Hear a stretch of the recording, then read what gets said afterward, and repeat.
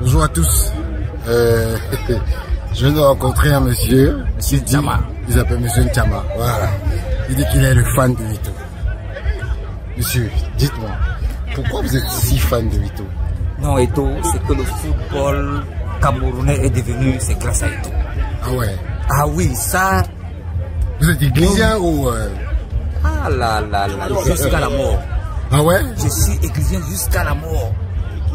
Donc. Ceux qui veulent la mort d'Eto'o vont nous tuer. Et on sera là. Ok. Mais... Nous, on sera là. Les obsèques de ces messieurs-là, on sera là. Les obsèques de qui? Tu me dis. Monsieur, laissez-moi parler parce que... Il y a les oppositions partout. Ils sont comme ça, c'est comme ça. C'est ces gens qui sont contre Eto'o. Mais justement, parlant de tous les déboires que Eto'o vit, comment vous ressentez ça de l'Allemagne où vous êtes? Comment vous ressentez ça? Non, mais ça nous fait mal, ça nous fait énormément mal parce que quand on voit ce que le football camerounais est devenu aujourd'hui, les stades sont pleins. Moi j'étais au Cameroun, ça fait pratiquement 6 mois, mais ce que j'ai vécu au Cameroun, mais c'est au moment des playoffs. Voilà, c'est du jamais vu, c'est du jamais vu. Donc on envoie un message fort à toutes ces personnes-là. Justement, Eto'o la dernière fois il était jugé par la commission de discipline le jury disciplinaire. Comment vous avez perçu cette actualité? Oui, mais vraiment... C'est pas une honte pour l'Afrique? Non, mais c'est une grosse honte pour l'Afrique. Une grosse honte pour l'Afrique. Parce que ce qui se passe, ça ne se passe nulle part ailleurs. Je dis nulle part ailleurs. Vous avez l'impression qu'on est plutôt en train de le vilipender au lieu de le protéger? Ah oui, on ne le protège pas. On ne le protège pas parce que ce que les autres font, j'ai suivi quelque part où il y a eu ces 250 camions de ceux qui étaient à l'Afrique Foot avant et tout ça là. Et comme le gars a vissé les robinets, oh là là, c'est terrible. C'est terrible. Donc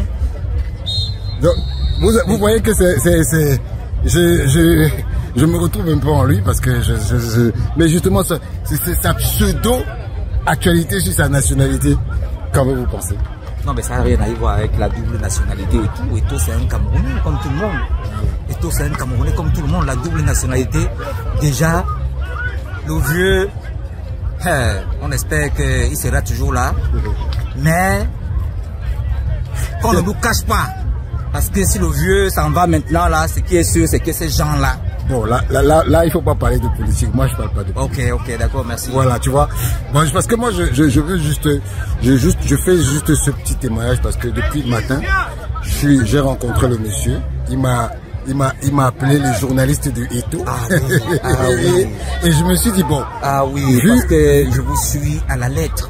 Justement. À la lettre. Justement, vu qu'il me suit à la lettre, je me suis dit, il faut que je le prenne pour qu'il dise qu'il ait l'occasion aussi de s'exprimer. Parce que comme lui, il y a beaucoup de personnes qui souhaitent s'exprimer comme lui. Et j'ai trouvé que vraiment, ça valait la peine de lui donner la parole pour qu'il dise, que les gens se rendent compte de la passion que Eto'o déchaîne à travers le monde. Voilà, donc lui, il est en Allemagne, je sais, c'est ça? Ah oui. Lui, il habite en Allemagne. Et donc, de l'Allemagne où je suis, j'ai voulu tester un peu pour voir un peu quel est le pouls.